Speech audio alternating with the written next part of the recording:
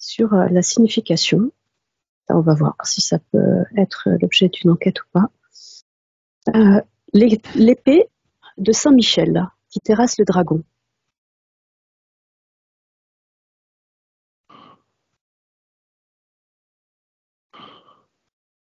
Vous voyez, peut-être vous connaissez cette histoire. L'épée de Saint-Michel qui terrasse le dragon.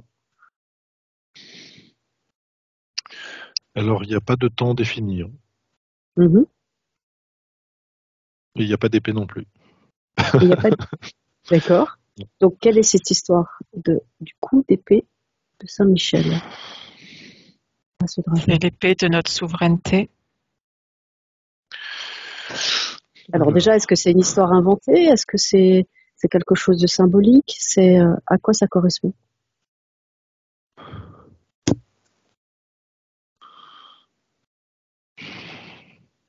Il y a plusieurs choses, plusieurs histoires, il y a beaucoup de choses.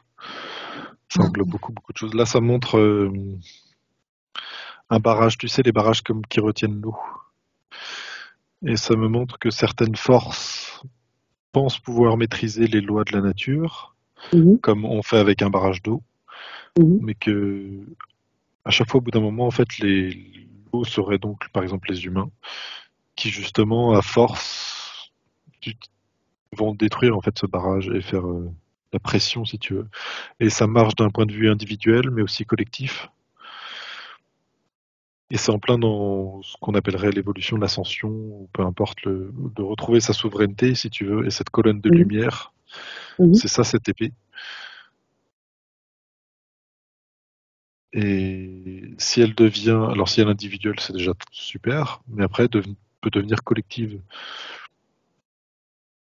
D'accord. Ça montre ça. Ok, Adrien. Alors moi déjà quand tu dis Saint-Michel qui terrasse le dragon, j'arrive pas à le voir humain, je le vois forcément, en fait c'est Michael, tu sais. Ça me dit que c'est comme si c'était raconter une version humaine d'un archétype qui est le combat de Michael contre les serpents. Et ça me dit que cette épée, c'est, j'ai vu le roi Arthur, c'est Excalibur, c'est un pareil, c'est un archétype. C'est qu'elle est figée dans la roche et on la sort pour récupérer sa souveraineté. Et voilà. C'est comme si l'épée d'Excalibur et le Graal, c'était un peu la même chose. On trouvait en soi cette souveraineté en fait que l'on a. Et pourquoi Michael ou pourquoi Michel? C'est comme si cette partie de l'univers presque géographique, c'est pas comme si ça lui appartenait, mais s'il a son influence dessus. Et c'est pour ça qu'il y a une sorte de... Je vois pas un démon ou un reptilien en particulier. C'est vraiment, tu sais, affirmer cette souveraineté de la source dans cette région du monde de l'univers, des multivers, qui a un peu oublié. Oui, Adrien. Et oui, ça me dit qu'en fait, et quand on nous prend la souveraineté, des fois on est tétanisé comme ça, et qu'en fait ça correspond à ça, cette roche qui enserre l'épée. Et que quand on sort l'épée de la roche, on reprend une dynamique, on reprend notre souveraineté. Mais que tu sais, cette attitude de supporter en fait en étant tétanisé sans réagir, c'est ça la roche qui enserre l'épée Excalibur. D'accord. On l'a donc chacun en fait. Vous voyez ça à Saint-Michel alors? Au Mont-Saint-Michel, c'est ça? Alors moi je vois Michael. Moi aussi, je vois le nom de Michael apparaît et pas celui de Michel en fait. D'accord. Comme si son nom Michel c'est la réponse de Michael. Ok. Alors, ok. Alors je me demandais s'il y aurait pas une inversion, parce que donc c'est donc une histoire symbolique pour parler de la souveraineté, plus que quelque chose de réel qui aurait eu lieu. C'est parler de sa souveraineté, parler de ses propres pensées non adéquates, non alignées. C'est terrasser nos pensées non adéquates pour retrouver sa souveraineté et pour être dans l'ascension. Michael représente là la part de l'échelle à grandir, à monter en fait. Ça monte des échelles qu'à chaque fois qu'on va terrasser des parts d'ombre à l'intérieur de nous, eh bien on monte une échelle au fur et à mesure. Ce qui est marrant, c'est que c'est en plusieurs points, parce qu'il y a effectivement le retour de la souveraineté, mais il y a quand même l'utilisation presque comme un soldat en fait de cette souveraineté. Parce que dans un deuxième temps, il faut aussi passer à l'action. J'ai pas envie de dire à l'attaque, mais ça rejoint. Et pour Michael, moi je le vois pas, enfin je vois juste une énergie. C'est pas une conscience, c'est plus une énergie qu'une conscience, même si je pense qu'elle pourrait répondre, mais qui est très massive en fait, très puissante, très haute en plus. Ouais, c'est comme et ça agit justement, et quand on retrouve cette souveraineté, il y a possibilité, c'est peut-être intéressant de voir après par la suite, parce qu'en fait quand tu sors cette épée, cette souveraineté en toi, dans cette densité, tu sais, cette roche représente vraiment bien cette densité, tu sais, qui oppresse, et c'est comme s'il fallait pas forcément tirer comme un fou sur cette souveraineté, mais plutôt comme poser la main sur la roche pour se rendre compte qu'elle n'est pas si dure que ça, et pas si oppressante pour qu'elle devienne toute molle, et puis hop, elle sort d'elle-même, cette épée. Et après, il me montre l'utilisation qui peut être complexe maintenant, une fois qu'on a récupéré sa souveraineté. D'accord, alors je te laisse explorer la suite, Mathieu. Oui. Bien, Adrien. Non, je l'ai eu d'une autre façon, mais c'est exactement ce que dit Mathieu. Ça me dit que quand le moment est venu, l'épée, en fait, on la sort comme si c'était d'un fourreau, en fait, une fois qu'on a conscientisé. C'est ça. Ouais. D'accord. Donc c'est plus une histoire de moment juste pour soi, parce que nous sommes prêts, c'est ça? C'est comme si, c'est comme s'il y a des moments on est crispé, et du coup l'angle de sortie de l'épée du rocher, il est un petit peu décalé, et du coup c'est impossible, comme c'est grippé. Et en fait, si on arrive avec le bon angle, en fait, c'est ça, il n'y a pas d'autre mot. Hop, ça sort. Voilà. Ouais, l'angle, c'est basé sur le cœur, vraiment. C'est comme si on polissait des parts de cette roche, et en même temps, en parallèle, je vois comme si la main s'enfonce dans la roche, comme si elle devient liquide, et du coup, on peut libérer toutes ces mémoires et retrouver son épée. Alors, c'est plus comme un cristal, comme le cristal cœur aussi, en fait. D'accord. Alors, si vous pouviez transposer ça de manière concrète pour comprendre comment s'y prendre pour sortir, puisque là c'est symbolique. Vladi, tu voulais dire quelque chose? Ouais. J'avais vraiment l'alignement aussi. Donc, alors on peut voir ça comme un angle par rapport à l'épée, mais aussi c'est le fait d'être parfaitement aligné. Et ça, aligné cœur, enfin ciel, cœur et terre. Donc, et c'est seulement quand on est parfaitement aligné, donc qu'on peut sortir l'épée. Et après, j'avais vu aussi comme Mathieu, il y a une dextérité à acquérir comme un entraînement. Je voyais quelqu'un qui faisait un peu, voilà, je voyais des lémiscates avec l'épée pour affiner son utilisation. Alors, je veux bien aller voir ce que ça veut. Enfin, je vais chercher ce que ça veut dire concrètement. Vas-y, Adrien. Oui, en fait, je pense que le verbaliser, tu as demandé concrètement, c'est qu'en fait, il faut arriver à conscientiser que cette pierre, elle a la densité qu'on lui donne. Je sais pas comment dire, c'est un peu comme si cette pierre, elle prenait de la densité malgré nous dans certaines situations, et quand on a réalisé d'un coup que l'épée est coincée dans la pierre, c'est exactement ce que dit Mathieu, qu'en fait, changer l'état de cette pierre qui bloque notre épée, c'est une question de positionnement, d'angle de vue, en fait, au niveau spirituel. Que représente cette pierre dans ta perception? Des choses qui nous empêchent d'agir. Les limites qu'on se met soi-même. Les limites à cette épée, voilà. Et comme dit Mathieu, une fois que l'épée est sortie, il faut savoir quoi en faire aussi, parce qu'on peut se blesser avec sa propre épée quand on est... D'accord. Donc, Mathieu... des obstructions au niveau du cœur, cette pierre aussi. C'est ça que ça me montrait. C'est tout ça, ouais. Mais c'est vrai que cette image d'Arthur qui retire l'épée, c'est vraiment ça. Plus tu mets de force à te dire que c'est difficile de la sortir, moins tu y arriveras.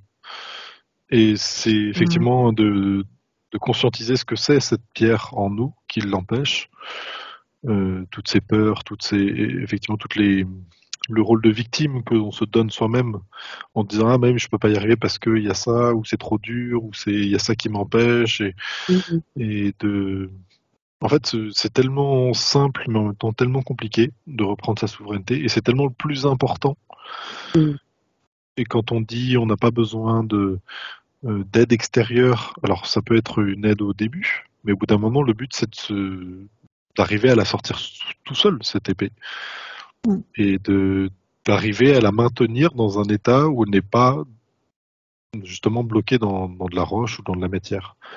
Et de la garder perpétuellement comme flamboyante, parce que c'est quand elle est un peu flamboyante comme cela qu'elle est impossible d'être accolée à la matière ou engluée dedans. Et ça représente vraiment notre alignement, en fait, cette épée. Alors je vois pas d'épée, hein, mais c'est vrai qu'il y a quand même une colonne de lumière, et une fois qu'elle vient comme ça se concrétiser dans la matière, il y a une sorte de rayonnement. Donc si on la mettait en 2D sur un dessin, effectivement ça fait une sorte d'épée qui se dresse vers le ciel, et que l'on pourrait tenir comme cela, tu sais, où notre point zéro, notre cœur, serait le pommeau, l'accroche. Okay. Et il n'y a pas d'épée en elle-même. Il n'y a pas de. D'accord. Donc Mathieu, je te laisse continuer à explorer là ce que tu voulais explorer tout à l'heure. Adrien voulait parler. Alors il y a plusieurs choses. Déjà, alors ça me l'a montré, et c'est pour que je le dise parce que je sais, en anatomie, tu as au-dessus du cœur, tu as le sternum, qui est décrit dans la nomenclature latine avec la poignée, la lame, une épée au-dessus du cœur. Voilà, enfin, ça m'a montré ça. Et donc c'était exactement ce que Mathieu disait. On l'a au point de vue anatomique en plus, tandis que toutes les réponses sont en nous. Et ça m'a montré que l'épée, en fait, régulièrement, c'est comme s'il fallait la sortir et vérifier qu'elle siffle bien dans l'air, faire des lemniscates avec et la ranger. Ça sert à rien de s'en servir pour rien, mais c'est quand même utile de vérifier que régulièrement l'épée est libre et qu'elle peut faire son lemniscate. Voilà. D'accord. Donc si tu peux traduire, Mathieu, puisque ça c'est symbolique. Pas Mathieu, Adrien, pardon, quand tu parles. Ça veut dire des fois porter l'attention sur soi et vérifier qu'on ne porte pas de contraintes qu'on aurait refusées si on avait conscience qu'elles étaient là. C'est-à-dire refaire une analyse et de se dire est-ce que je suis totalement libre dans ma souveraineté, c'est-à-dire sans contrainte, et est-ce que toutes les relations ou toute l'énergie que je donne, je la donne de façon consciente, volontaire. Voilà. Est-ce qu'on me prend pas de l'énergie? Est-ce que j'ai pas des choses qui me plombent sans même que je les ai vues venir me plomber, en fait? Voilà. C'est ce questionnement-là qui permet d'exercer son épée de souveraineté. Oui, d'accord. Aude. Oui, je vois comme si on essayait de retirer cette épée comme l'épée dans la roche, mais qu'il y a une certaine force et une lutte vers l'extérieur, alors qu'en réalité, si on rentrait l'épée à l'intérieur, c'est là où le mouvement est dissous, c'est-à-dire qu'il n'y a pas la lutte, et ça permet justement de faire une fusion à l'intérieur et de nettoyer par notre cœur pour après faire jaillir en fait ce qui doit jaillir de nous, notre lumière, et du coup notre souveraineté en fait. Par rapport à ce que tu disais, moi j'avais eu l'effet miroir, c'est-à-dire que quand il y a quelque chose qui nous touche, c'est vraiment se dire se repositionner par rapport à ça. Et le jour où ce que l'environnement, et ce qu'on peut nous renvoyer n'a plus d'impact, c'est comme si là on était parfaitement aligné et parfaitement. Il n'y a plus de point d'accroche, si tu veux. Les autres, ils n'ont plus de point d'accroche sur nos ressentis, nos émotions, etc. Et du coup, il y a vraiment une libération. Et on retrouve vraiment sa souveraineté puisqu'il n'y a plus d'impact sur nous, quoi. En tout cas, effectivement, dans toutes les sessions clients, on perçoit cette épée de lumière au moment où la personne est prête où elle est vraiment dans sa souveraineté, qu'elle est prête à l'affirmer. C'est quand elle a lâché tous ses miasmes, quand elle a réussi à tout libérer, et là, quand le cœur est pur, c'est là où l'épée apparaît. Exactement. Mathieu, tu as pu aller plus loin? Oui. Alors, une fois qu'on a cette souveraineté, l'important, c'est de réussir à la garder flamboyante, tu sais, mais en permanence, le plus longtemps possible, parce qu'elle peut s'éteindre et comme se cristalliser, et à la fin, c'est comme si, justement, elle retombait dans un rocher. Donc, c'est vraiment un travail de tous les jours. Et l'utilisation, alors je vois pas d'épée vraiment, hein, mais c'est comme si à un moment, comme disait Adrien, on peut la sortir. Et là, je vois des mouvements énergétiques comme le tai chi, tu sais. Et c'est comme si tu reformais tes protections, tu vois, où tout autour de toi. Alors on pourrait se dire, c'est un peu comme justement si on avait des sabres laser et puis tu sais qu'on coupait tous les liens, tout ce qui nous pourrait nous retenir. Mais je vois aussi le fait de la prendre et comme se dire à certains moments, la poser, tu sais, la planter dans le sol pour montrer que son ancrage, si tu veux, et son alignement. Et là, ça fait comme une sorte d'onde de choc. Là, ton intention peut se déployer autour de toi. Et ça montre encore autre chose sur les lignes de temps. Mais ça fait peut-être on peut déjà regarder ça, mais... Ok. L'importance de ne pas être juste aligné, si tu veux, et puis rayonnant, mais hors sol. Et c'est vraiment important de vraiment venir l'ancrer dans notre réalité et dans notre voilà, dans nos racines et de la faire déployer partout autour de nous. Effectivement, c'est ce qu'on perçoit quand la personne plante son épée. Alors, même si c'est symbolique et en même temps, c'est cet alignement tertiel qui devient de plus en plus,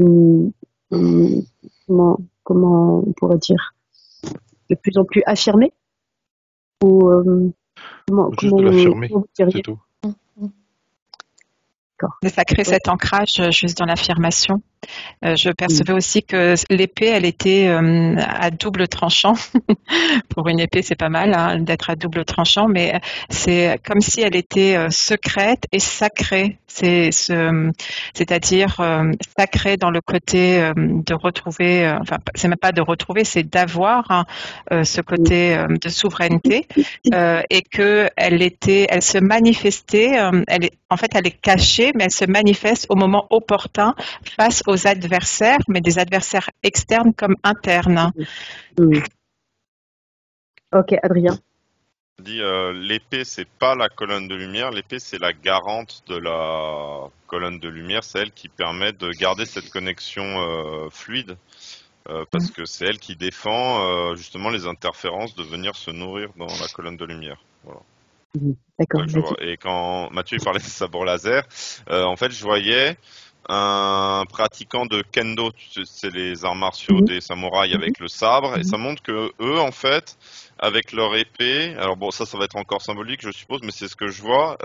En fait, c'est pas qu'une conscience de son corps. Avec leur épée, ils maintiennent une sphère d'invulnérabilité autour d'eux, parce que ils connaissent parfaitement les gestes, et pareil que ce que disait Mathieu avec le Qigong, tout ça. Et si quelqu'un rentre dans cette sphère d'influence, ils peuvent le stopper en fait avant qu'il atteigne leur corps. Et avec cette épée, on maintient autour de soi, c'est ça le truc de l'épée tournoyante et flamboyante, je pense, c'est qu'on maintient une distance respectable autour de soi. On se garde un espace dégagé pour soi. Mais il ne faut pas l'utiliser comme une épée justement à aller attaquer un peu le sombre que l'on pourrait trouver. Mais c'est en fait, je vois dans une situation où j'étais moi-même dans un bureau administratif et je vois bon, je l'avais pas vu à l'époque, mais quelqu'un avec une entité. Et cette entité regarde justement cette souveraineté. Elle sait qu'elle peut pas t'attaquer parce que comme si tu étais armé, si tu veux. Et le danger serait d'aller aider tout le monde, tu sais, parce que tu t'épuises. Et au moment où tu vas justement ne plus briller, comme s'il n'y avait plus de piles dans ton sabre laser, et ben c'est là où tu peux être vulnérable. C'est ça. Ouais. C'est vraiment en fait comme si ça pulsait de la lumière tout autour de toi et elles ne peuvent même plus accéder et t'embêter toutes ces mauvaises intentions. Ok, Ladi. Alors, j'ai vu ça aussi, mais c'est comme si la difficulté, justement, il y a ce qu'on vit physiquement et les attaques verbales et tout ce qu'on vit au quotidien. Et puis, il y a le niveau éthérique. C'est comme si aussi il fallait harmoniser ce qu'on vit en tant qu'être incarné, ce qu'on vit au niveau éthérique avec notre épée, notre colonne de lumière. Et c'est ça aussi la difficulté de trouver le bon tempo, la bonne reliance entre les deux, c'est-à-dire que prendre le temps pour visualiser cette épée, cette colonne de lumière, etc. Mais aussi après, faut l'intégrer dans le quotidien. Et c'est des fois là la difficulté. Adrien. Et alors, ça me montre une entité. En fait, elle voit que quelqu'un, son épée, par exemple, c'est comme si elle savait qu'un tel, s'il y avait du gel dans son fourreau, il peut pas sortir son épée. Un tel, c'est de la rouille, un tel, c'est un truc. Et comme si l'entité, si elle détecte une faiblesse justement dans l'épée, elle va provoquer ça en fonction de ce qu'elle a détecté. Et hop, on a l'épée bloquée. Et c'est comme ça qu'on se fait choper. Ouais. Mais des fois, c'est très physique. Hein. Là, j'ai vu tout de suite, c'est quelqu'un, comme si une de ses faiblesses, c'était par exemple la consommation d'alcool excessive, qui l'emmène dans un état où il n'est plus vraiment souverain de lui-même. Et là, il est décalé avec ses corps et il y a possibilité de l'embêter. Et après, il va entretenir le comportement pour que ça se maintienne. D'accord. Donc, du coup, il y a une sorte de cohérence avec soi-même à trouver, et puis un alignement qu'il faut essayer de l'avoir le plus souvent possible, voire en permanence. Et là, c'est parfait. Ok. Alors, est-ce qu'on peut approfondir cette histoire d'alignement? Qu'est-ce que ça signifie concrètement et comment? Ça veut dire que c'est projeté dans le physique tout ce qu'on vit dans l'éther. Enfin, moi, c'est ce qui arrive là. C'est-à-dire que ça revient aussi à ce que dit Mathieu, c'est-à-dire que tu sais tes points faibles aussi, tu sais, et après il faut essayer de les travailler dans le physique, ces points faibles. Mais par contre, projeter, ça ne matche pas, ça m'a dit ressentir dans le physique. Oui, enfin ressentir, voilà, mais faire le lien entre... Le transposer, tu voulais dire. Oui, la projection, c'est quelque chose qui est, c'est un décalage. Ouais. C'est ressentir dans le physique ce qui se passe dans l'éther. Je voyais un alignement entre ces distorsions et ces vertus, comme si justement on savait qu'on avait des points de faiblesse que j'appelle distorsions, et que la souveraineté, c'est justement d'observer ça et au fur et à mesure de notre évolution, de s'améliorer sur ces points de distorsion et de s'équilibrer après avec les vertus. Ça montrait les deux phases. Ok, donc l'histoire de terrasser le dragon, c'est symbolique plutôt. C'est interne, hein. C'est pas à l'extérieur. En fait. Voilà, il n'y a personne à aller attaquer. En fait, il faut juste être la personne que l'on est vraiment. Mais c'est difficile de sonder intérieurement ce que l'on est vraiment. Nos aspirations, et puis de les faire combiner avec dans notre société, où des fois nos aspirations les plus profondes ne sont pas valorisées. Donc, imaginons quelqu'un au plus profond d'elle, elle sent qu'elle doit être dans la nature et puis juste jardiner, ou alors juste être exploitant agricole. Et ben peut-être que en faisant un autre travail, on gagnera plus d'argent et que ce sera moins difficile. Mais il y a une cohérence qui n'est pas trouvée. Et pareil avec le regard des autres, avec toutes les choses que l'on est vraiment plus profondément de ça. Ok, Adrien. Quand tu as dit c'est en nous et tout, et en fait c'est un combat interne, c'est notre souveraineté contre nos démons qui nous entravent, mais ça montre que c'est une fractale et que à grande échelle, Michael il se bat contre les serpents, tu vois. Enfin on l'a en nous, et le combat qu'on mène chacun individuellement, ça forme un effort collectif. Okay. Ouais. C'est comme si cette statue sur le mont Saint-Michel, elle était la représentation au niveau de nos yeux pour qu'on le voit à l'extérieur, mais que finalement c'était une fausse piste de regarder à l'extérieur, mais que ce qui est visible doit nous faire écho ou doit revenir comme un miroir pour nous. Et je vois beaucoup de magie et d'énergie magiste autour de cette statue aussi. Comme si dans le temps, il y avait eu d'autres symboles qui avaient été forts comme ça, mais qui ont été détournés. Ça n'avait pas été pris en compte de la bonne façon et qui ont été détournés par d'autres. Je vois comme des protections dans les terres autour qui fait que seules certaines personnes peuvent vraiment aller au cœur et voir ce qu'il y a. Il y a comme quelque chose là-dessous aussi. C'est un travail profondément personnel. C'est-à-dire que le problème aussi, c'est que si on a cette épée, on a réussi, on est tout content, on voudrait aider les autres, mais ça les dessert plus que ça les aide.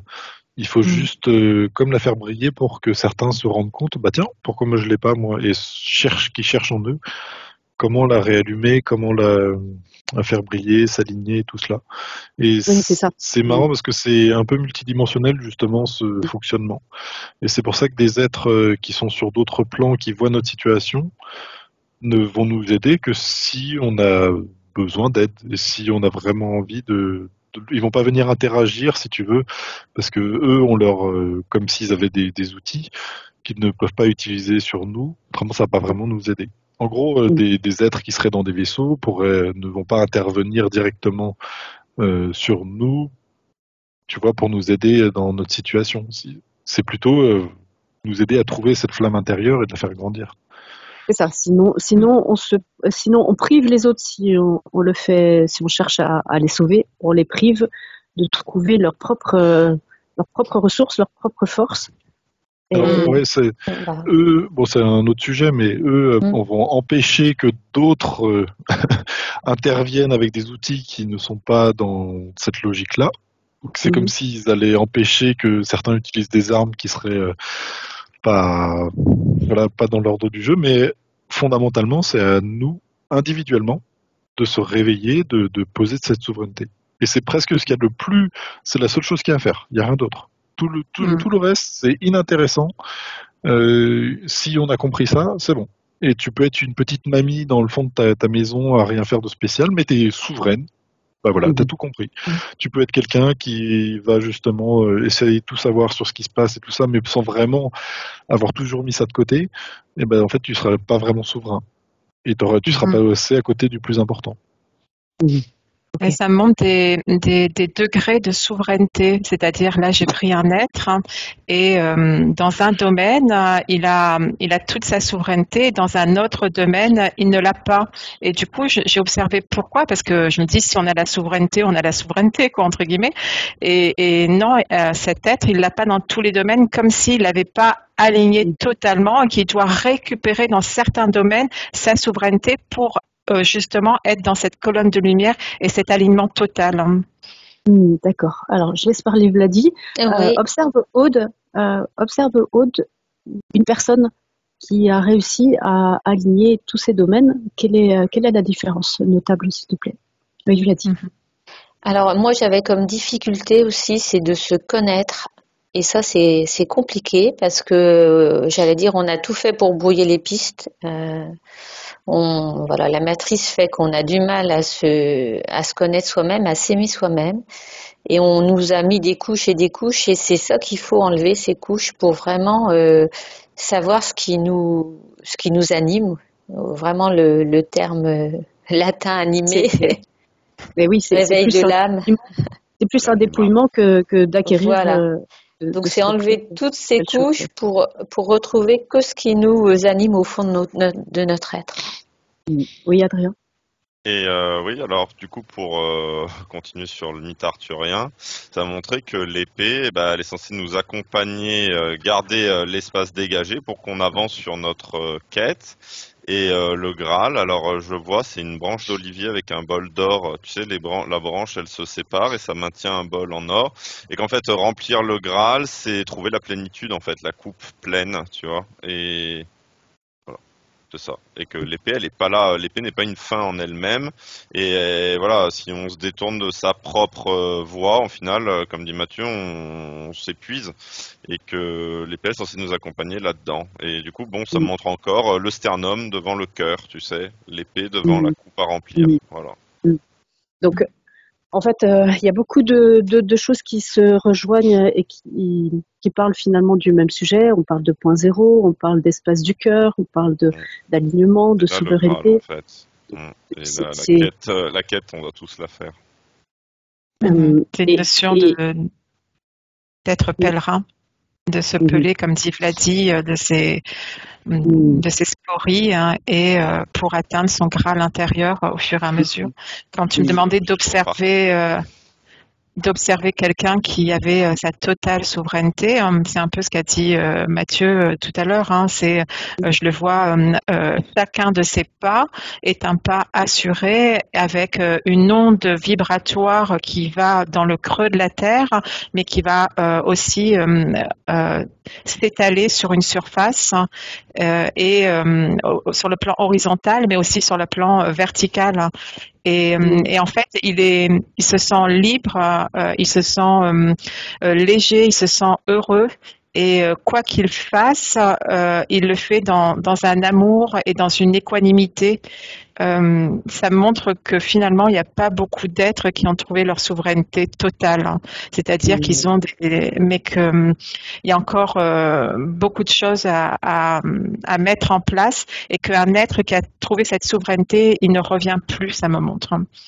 Ou alors, s'il revient, c'est dans un état de dévouement et pour faire évoluer les consciences. Okay. Exact. Alors, Adrien, je vais laisser la parole à Mathieu avant toi, s'il te plaît. Mathieu. Tu as demandé juste un exemple de quelqu'un qui était dans sa souveraineté. J'ai vu quelqu'un qui était un homme et en temps de guerre. Et normalement, tout le monde est envoyé à la guerre et lui a dit moi, je veux pas, je fais pas la guerre. Et ils sont allés le chercher chez lui. Ils l'ont emmené à l'entraînement. Il a refusé. Il s'est fait tabasser. Il a refusé. Ils l'ont fini par le mettre à une table, à faire des documents. Mais même quand après il est revenu après la guerre, tout le monde l'a pointé du doigt, mais il était dans sa souveraineté. Et il y a une cohérence avec lui-même au plus profond. Parce qu'il aurait pu aller faire semblant, tirer en se disant qu'il n'avait pas le choix, si tu veux. En se disant, justement, ce rôle de victime, tu sais, on m'a obligé. Et au final, je me retrouve à tuer des gens ou à me faire tuer. Et tout du long, en fait, il a mis sa souveraineté en disant moi, je suis incapable de tuer quelqu'un. Voilà, tuez-moi et puis on n'en finisse plus. Enfin, c'est bon. Et il était dans cette intégrité. Et au final, il peut être fier de lui-même parce qu'il a gardé son intégrité. C'est ça. Et alors, comment ça se manifeste dans l'éther, dans le subtil, tu perçois au niveau énergétique?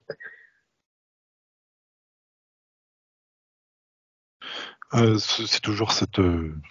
C'est vraiment cet alignement de cette colonne de lumière. Mais qui est vraiment pas mort. Indéfectible, là, pour le coup. Ouais, qui est vraiment très solide. C'est pour ça que ça ressemble vraiment à une épée. Je vois pas d'autre... Un bâton, tu vois.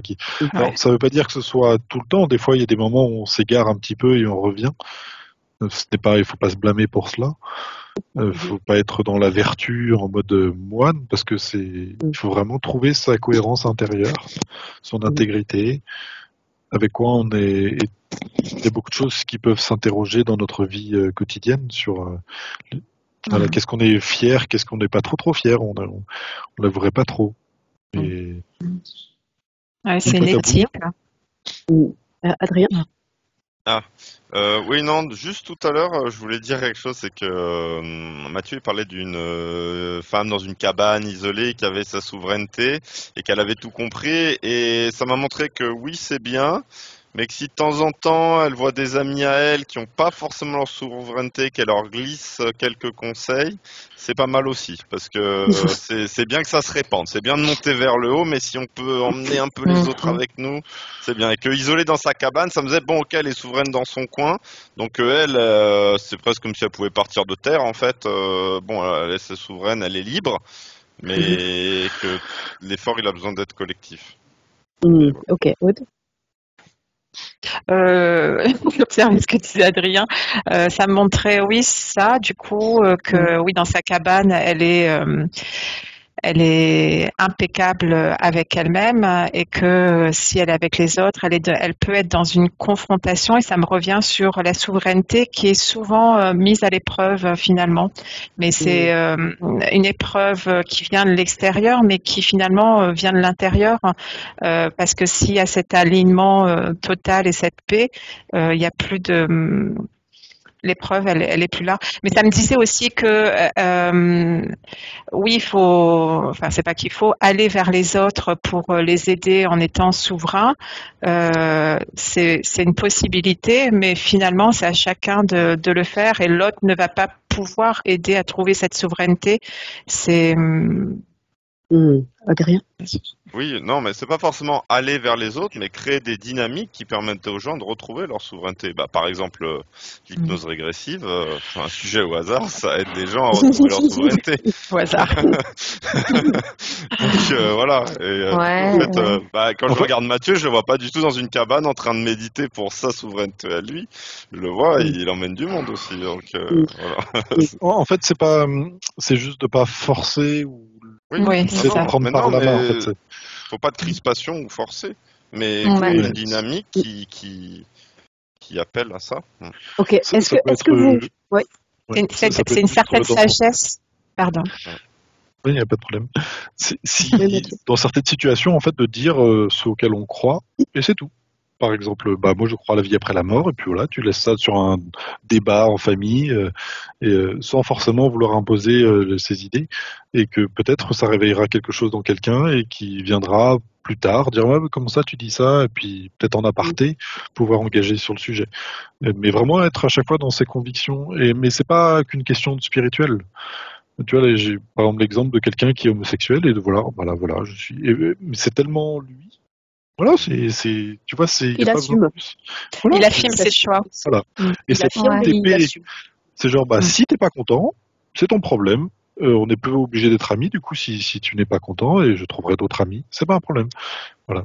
Et c'était tellement bien ancré, posé, tu vois, affirmé que la personne est désarmée face à cette souveraineté qui s'impose à elle. Donc quand je vous entends parler, j'entends que les personnes qui sont bien affirmées dans leur cohérence, leur intégrité, leur éthique, leur alignement, ont cette forme de détachement vis-à-vis de l'extérieur. Ouais, mais c'est doux. Pour moi, c'est doux, c'est-à-dire que oui, tu t'imposes pas. Non, tu t'imposes pas. Du rejet des autres. Et moi, ce que j'avais pour compléter ce que vous dites, c'est il y a une question de tempéralité, c'est-à-dire qu'il y a des moments on doit être avec les autres, rayonner aussi et s'affirmer en douceur, tout en douceur, mais s'affirmer.